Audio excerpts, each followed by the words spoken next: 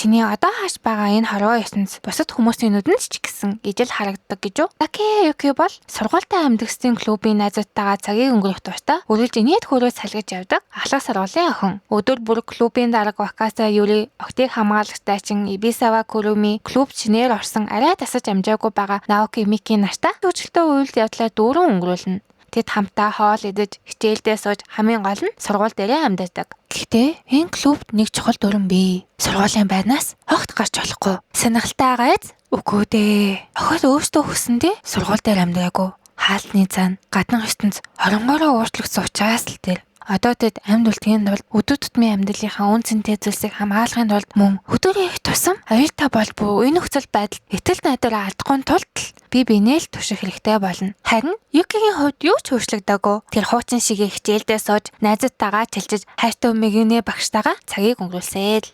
Кайхо Норумицу Чиба Садоро нарын мангагаас сэдвүүлсэн Гаккогураши 10-10 Юки травмагаасаа болоод эргэн тойрных ертөнцийг юу ч болоогүй амар амгалан сургуулийн амьд шигээ төсөөлж хардаг. Өдөр бүр нэг аним